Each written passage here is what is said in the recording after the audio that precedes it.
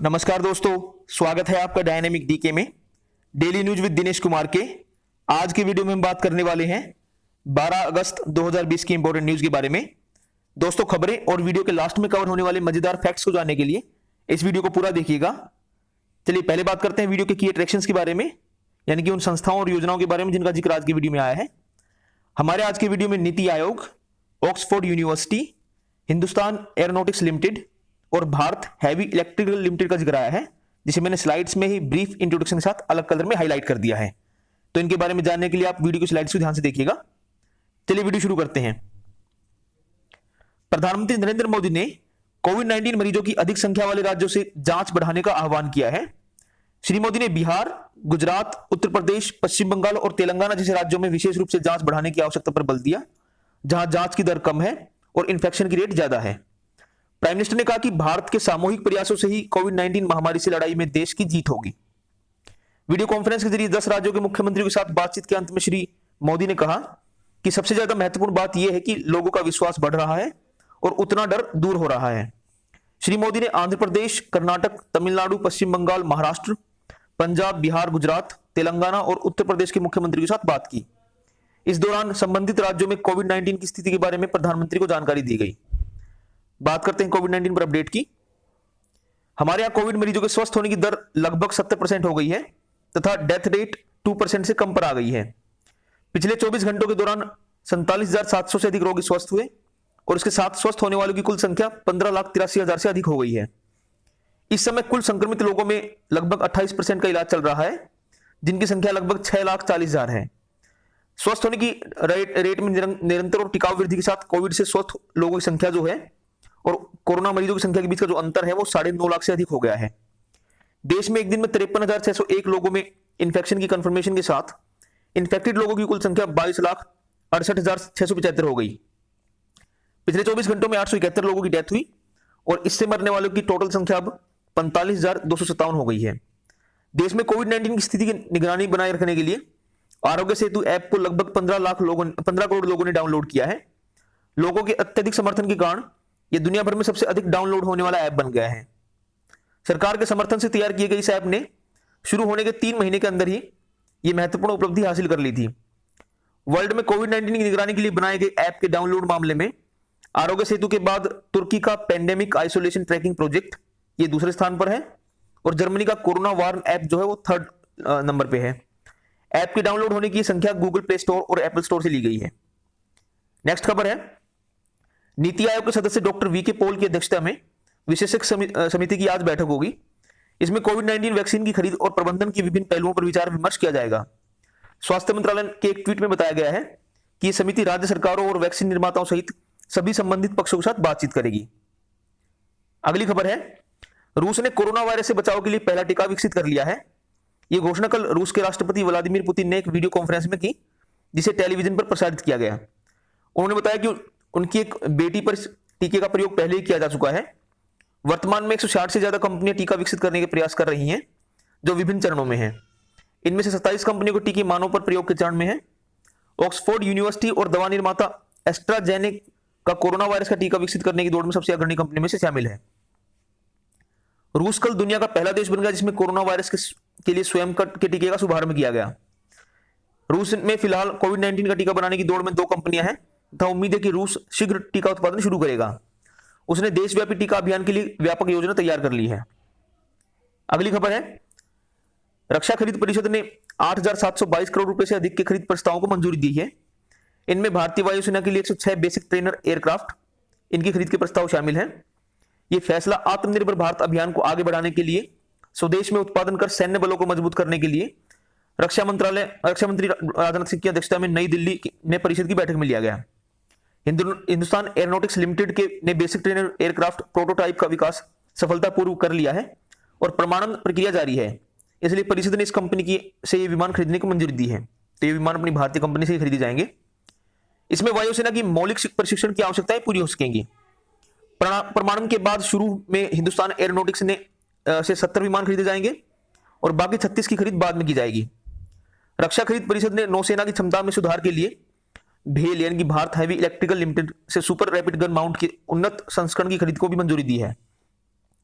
इसके उन्नत संस्करण मिसाइलों और तेजी से हमला करने वाले विमानों जैसे तेज पैंतरेबाजी लक्ष्यों के खिलाफ प्रदर्शन करने की क्षमता को बढ़ाया है।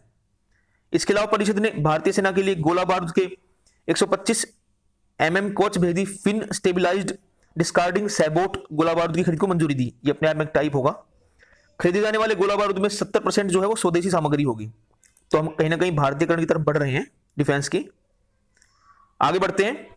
खनन मंत्री प्रहलाद जोशी ने कहा है कि सरकार बहुत जल्द खनन क्षेत्र में उद्योग जगत के अनुकूल सुधार करेगी। श्री जोशी ने वेबिनार में निवेशकों, अन्वेषकों और खनिकों से कहा कि वे भारतीय खनन क्षेत्र में उपलब्ध व्यापक अवसरों का लाभ उठाएं। उन्होंने कहा कि अवैध खनन, वन्य और पर्यावरण संबंधी मंजूरी जैसे मुद्दों पर विचार किया जाएगा और एक निश्चित अवधि में कानून के अनुरूप उचित कार्रवाई की जाएगी। श्री जोशी ने यह भी बताया कि खुली और पारदर्शी नीलामी प्रक्रिया के जरिए 500 खनन खंड उपलब्ध कराए जाएंगे। उन्होंने कहा कि खनन क्षेत्र आय और रोजगार के अवसरों का सृजन करने और देश को मजबूत बनाने में सक्षम है। श्री जोशी ने बताया कि इस क्षेत्र ने पिछले वित्त वर्ष के दौरान देश के सकल घरेलू उत्पाद यानी कि जीडीपी में 4,10,000 करोड़ रुपए का योगदान दिया और लगभग 1,10,00,000 लोगों को रोजगार दिया।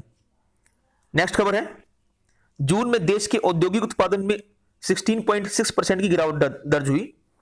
प्रमुख रूप से विनिर्माण यानी कि मैन्युफैक्चरिंग, खनन और बिजली उत्पादन के क्षेत्रों में उत्पादन गिरने से ये औद्योगिक गिरावट आई है। औद्योगिक उत्पादन सूचकांक, इससे जुड़े कल जारी आंकड़ों के अनुसार विनिर्माण क्षेत्र का उत्पादन 17.1% कम हो गया, जबकि खनन क्षेत्र का उत्पादन जो है वो 19.8% गिर गया। बिजली उत्पादन में 10% की गिरावट दर्ज हुई और कुल मिलाकर ये जो गिरावट रही वो 16.6% है। प्रेस विज्ञप्ति में सांख्यिकी और कार्यक्रम क्रियान्वयन मंत्रालय ने कहा है कि कोविड-19 महामारी के बाद के महीनों के औद्योगिक उत्पादन की तुलना में इस महामारी से पहले के महीनों के उत्पादन की तुलना करना उचित नहीं होगा। गौरतलब है कि कोविड-19 महामारी को रोकने के लिए सरकार द्वारा उठाए गए कदमों और नेशन वाइड लॉकडाउन की घोषणा के चलते मार्च 2020 के अंत के बाद से विभिन्न औद्योगिक क्षेत्रों में कई संयंत्रों का संचालन रुका हुआ था।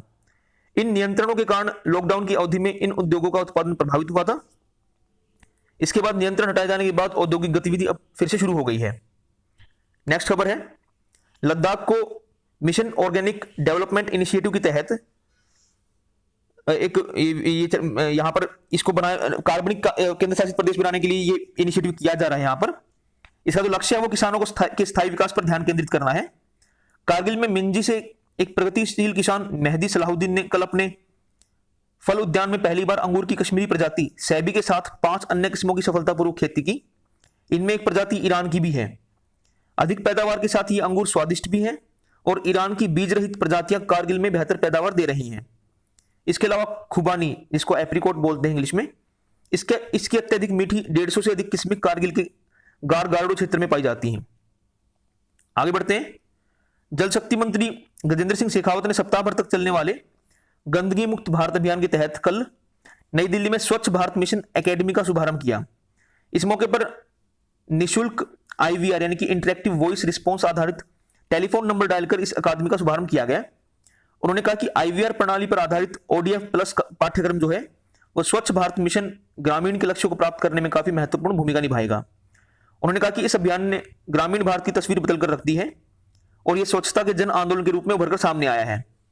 श्री शेखावत ने कहा कि पिछले साल 2 अक्टूबर को देश के सभी राज्यों, जिलों और गांवों को खुले में शौच मुक्त घोषित किया जाना ऐतिहासिक उपलब्धि है। उन्होंने यह भी कहा कि स्वच्छ Bharat mission academy mobile phone technology पर आधारित है और इससे स्वच्छाग्रहियों, NGO और अभियान के दूसरे चरण के अन्य साझेदारों को प्रशिक्षण देकर उनकी क्षमता बढ़ाने में काफी मदद मिलेगी। जल शक्ति मंत्री ने इस अवसर पर कुछ स्वच्छाग्रहियों, क्षेत्रीय कार्यकर्ताओं और राज्य के अधिकारियों से बातचीत की। बात करते हैं आज की लास्ट खबर की। जाने माने शायर और गीतकार राहत इंदौरी का कल दिल का दौरा पड़ने से देहांत हो गया। कोरोना इन्फेक्शन के कारण 70 वर्षीय शायर का इंदौर के श्री अरबिंदो आयुर्विज्ञान संस्थान में उपचार चल रहा था। दोस्तों, ये थी आज की खबरें। अभी बात करेंगे आज के स्टेट फैक्ट्स के बारे में। आज 12 अगस्त है। 12 अगस्त 1492 को इटली का क्रिस्टोफर कोलंबस जो है वो अपनी न्यू वर्ल्ड की पहली यात्रा पर कैनारी आइलैंड पहुंचा। 12 अगस्त 1851 को अमेरिकी आविष्कारक इजाक सिंगर को सिलाई मशीन के लिए पेटेंट मिला। 12 अगस्त 1856 को एंटोनी फैस जो है उनको अकॉर्डियन, जो एक अपने आप में एक म्यूजिकल इंस्ट्रूमेंट होता है, उसका पेटेंट प्राप्त हुआ। 12 अगस्त 1865 को ब्रिटेन के जोसेफ लिस्टर जो है उन्होंने पहली एंटीसेप्टिक सर्जरी को अंजाम दिया। 12 अगस्त 1877 को अमेरिका के थॉमस एडिसन ने फोनोग्राफ जो कि आवाज रिकॉर्ड करने की एक डिवाइस होती है, उसके लिए पहला मॉडल तैयार किया। 12 अगस्त 1883 को अपनी प्रजाति के अंतिम क्वागा, जो कि अपने आप में जेब्रा की एक प्रजाति होती है, उसकी मृत्यु एम्स्टर्डम के नेचुरा आर्टिस्ट मैजिस्ट्रा जू में हुई। 12 अगस्त 1908 को हेनरी फोर्ड की कंपनी ने पहली मॉडल टी कार बनाई। 12 अगस्त 1923 को अर्जेंटीना के टिराबोस्ची जो है वो पश्चिम की ओर इंग्लिश चैनल को पार करने वाले पहले तैराक बने। 12 अगस्त 1927 को विंग्स नामक हॉलीवुड मूक फिल्म रिलीज हुई। ये साइलेंट मूवी थी और ये उन 2 फिल्मों में से एक थी जिन्हें ऑस्कर फॉर बेस्ट पिक्चर का अवार्ड मिला था। दूसरी मूवी थी द आर्टिस्ट इन 2011। 12 अगस्त 1930 को अमेरिका के क्लियरेंस बर्डशे ने को method for quick freezing food के लिए पेटेंट प्राप्त हुआ। 12 अगस्त 1936 को अमेरिकी ड्राइवर मार्जोरी गैस्ट्रिंग ने बर्लिन ओलंपिक्स की 3 मीटर स्प्रिंग बोर्ड स्पर्धा में स्वर्ण पदक जीता और 13 साल 268 दिनों की आयु में ओलंपिक गोल्ड मेडल जीतने वाले वो सबसे युवा खिलाड़ी बन गए। काफी छोटी उम्र में ही उन्होंने गोल्ड मेडल जीत लिया था। 12 अगस्त 1948 को भारतीय हॉकी खिलाड़ी बलबीर सिंह दोसंझ ने के 2 गोलों की बदौलत भारत ने ब्रिटेन को 4-0 से हराकर लंदन ओलंपिक्स में फील्ड हॉकी का लगातार चौथा गोल्ड मेडल जीता। 12 अगस्त 1960 को नासा द्वारा पहला संचार उपग्रह इको फर्स्ट लॉन्च किया गया। 12 अगस्त 1981 को अमेरिकी कंपनी IBM ने अपना पहला personal computer PC and PC dose version 1 बाजार में उतारा। 12 अगस्त 1990 को अमेरिका के शू हेनरिक्सन को साउथ डकोटा प्रांत में डायनासोर के सबसे बड़े अवशेष प्राप्त हुए। 12 अगस्त 1999 को कोलंबियन गायिका शकीरा ने न्यूयॉर्क शहर में अपनी पहली लाइव एल्बम रिकॉर्ड की जिसका शीर्षक था MTV अनप्लग्ड। 12 अगस्त 2018 को नासा ने पार्कर स्पेस प्रोब लॉन्च की जो कि सूर्य और उसके सबसे बाहरी वातावरण जिसे हम कोरोना बोलते हैं उसके अध्ययन के लिए इसको लॉन्च किया था। 12 अगस्त 1868 को 1916 से 1921 तक भारत के वायसराय रहे लॉर्ड चैम्सफोर्ड का जन्म हुआ।